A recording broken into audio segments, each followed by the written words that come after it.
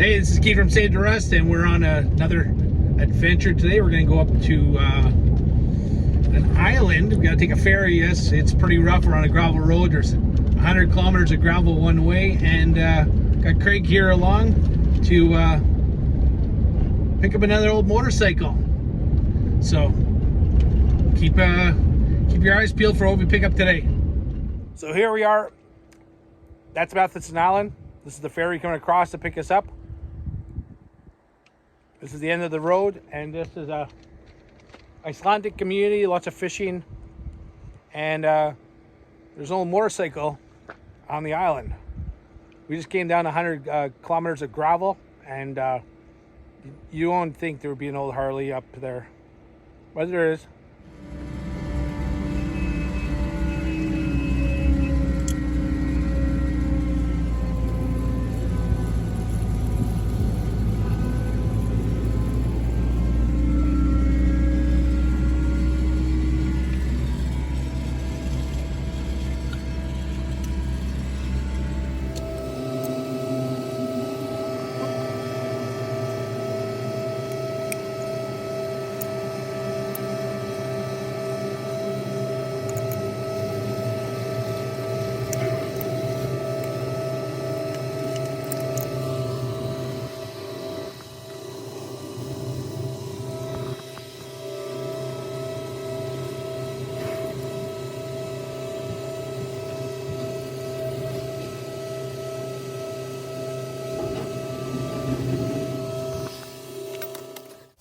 I heard about this bike a few years ago from a friend of mine who worked on the ferries. He was a mechanic on it. So we're lucky enough that they got a call a couple of weeks ago. We took a look at it and then got a call to come back and buy it. So we're in Matheson Island. We just made a deal on this. It's an old survey car sitting in the shop for about 10 years. And it's a mixture of parts, but it exists, and we came across it, so we're going to purchase it, and it's a good day. Oh, this is coming home with us too. 82 Honda Big Red 200E.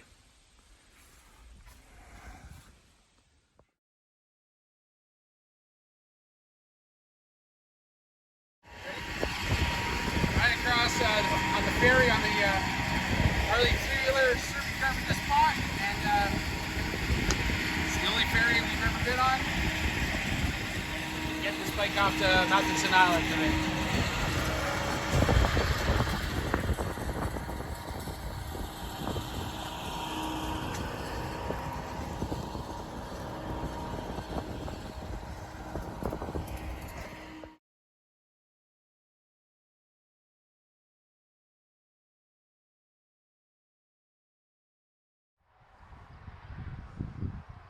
So we just got back, everything's unloaded.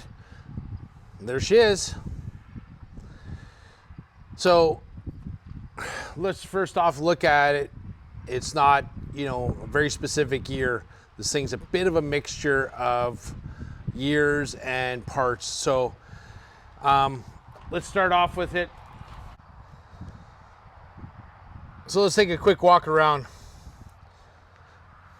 This thing was sitting for at least the last 10 years. The guy stopped working on it somewhere around 7 or 8 years ago. Not exactly sure what year he got it, but there is a plate from July 2003. So for sure, it hasn't been on the road in over 22 years. And we got a bunch of parts in the back you can see also.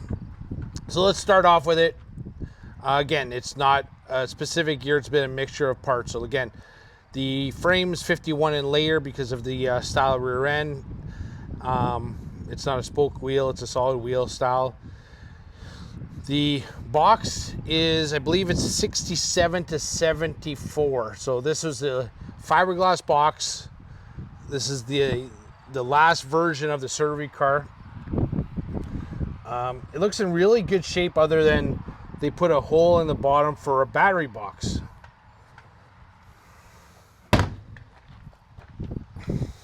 It's nice and complete with the Harley emblem, the 4 tail lights, and the chrome bumpers. The box itself is in beautiful shape. Like, there isn't any damage anywhere. It's really that nice, one of the nicest pieces on here.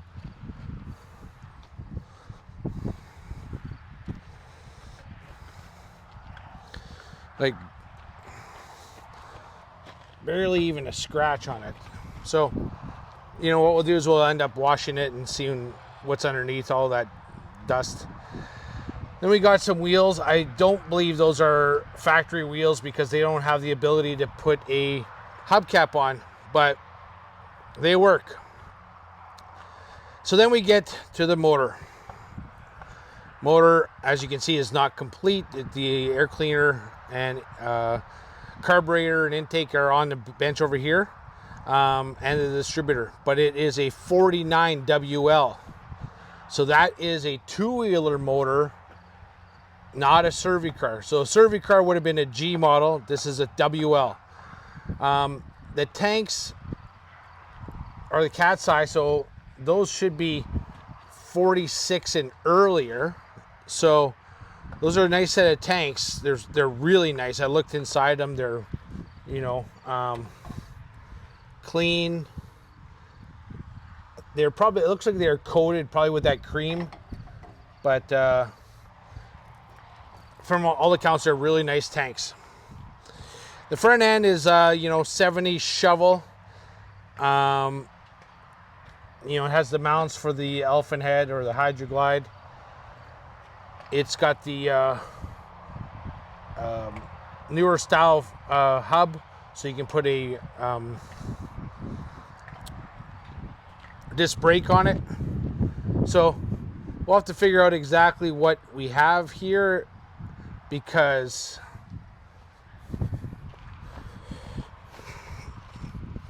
well, first off, I believe the tubes are backwards. That tube should be on that side, because here's your brake anchor for a drum brake, and your drain should be on the back, not the front. So those tubes should be reversed. Obviously, it doesn't have the correct bars because it has external throttle, when with the Linkert you need an internal throttle. Transmission looks all complete, but the kicker is incorrect. That is a 2-wheeler kicker, and it's got the wrong coil. Motor looks good. You know, the one chip fin there, cracked fin there. Obviously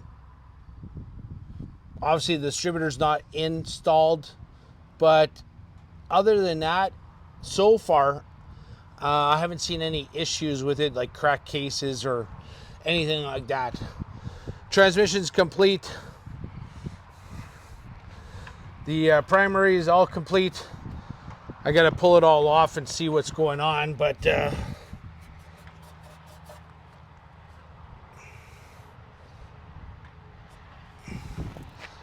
then the seat is an aftermarket one.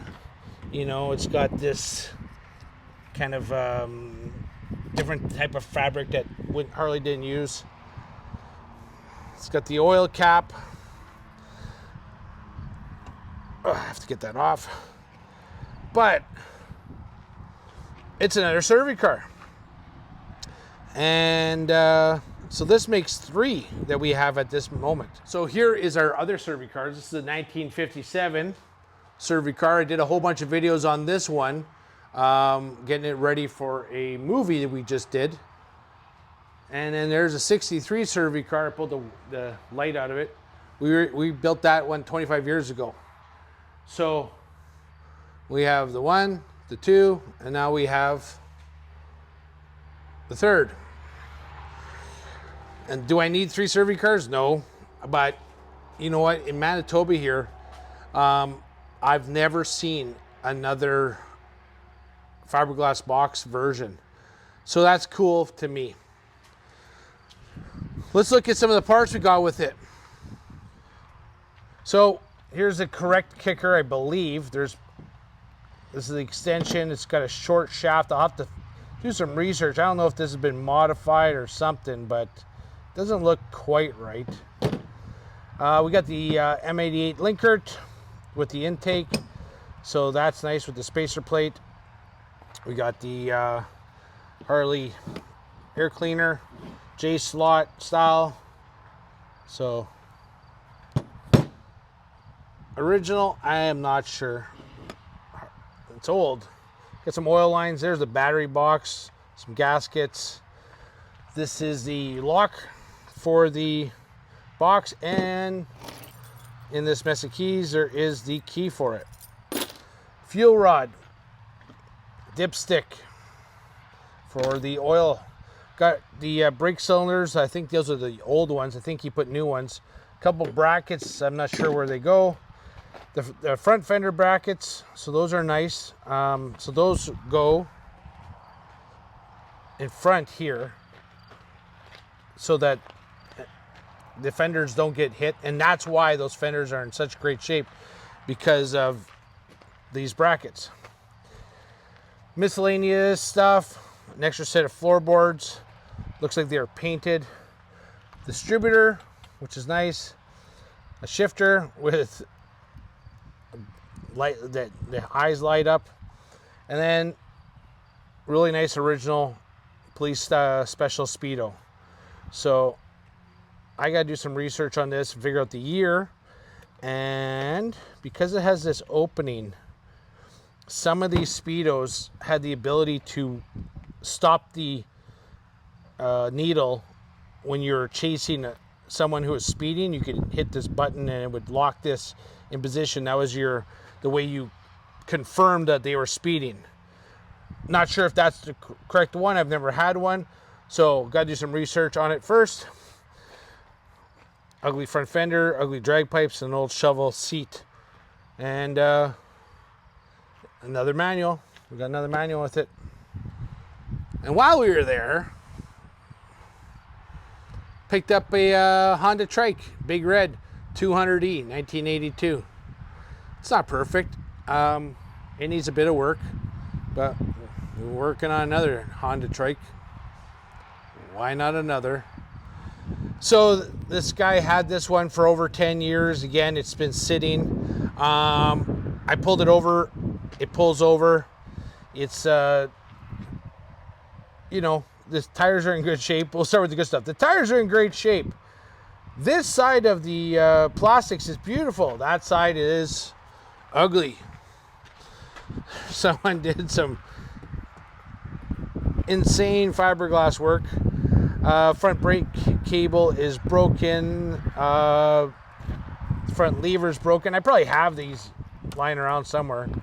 It has a key. I got the original manual. It is an electric start with the high and low range. I'm missing a shifter here or something. But the worst thing is on the rear end, the bearing went. So I was told it runs, and that's all I could go off of. And that's it. I don't know. Tank cap is a bit rusty, but the tank inside is clean. So that's always nice. So it was sitting inside the garage, a couple feet away from the survey car, so had to have it. So if you're wondering what we're going to do with this, I don't know quite yet. Just got it. The trike, we're going to see how about getting it fixed, because I love those trikes. I have loved those Hondas since I was a kid, and I've had a few over the years that have come and gone, but never a Big Red. So I'm going to keep that one. Just hopefully it doesn't kill me in price to fix it, but it's a Honda. It'll run forever. The Harley, so my first initial reaction is pull the motor out, because it's a 49 WL, put that into a two-wheeler chassis for a project. The tanks, use them on a different build. a pre-46 build because that's what year they are. And maybe use a different set of tanks I have lying around that are aftermarket. I've got front fenders. I've got another complete front end.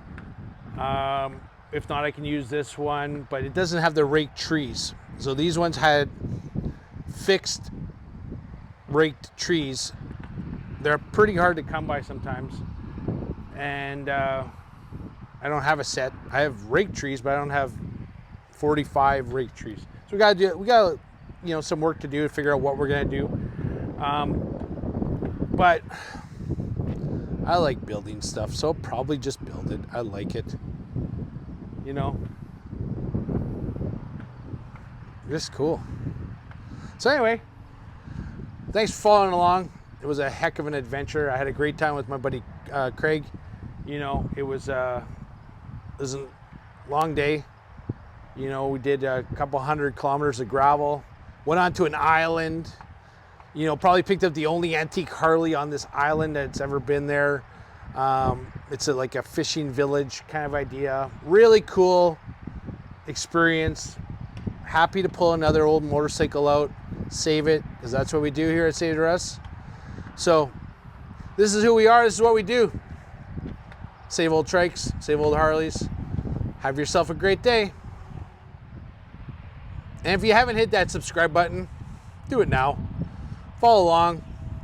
We're not stopping. This is who we are. We're going to continue finding old bikes, bringing you guys good content, getting bikes back on the road where they deserve. Just hit that subscribe button.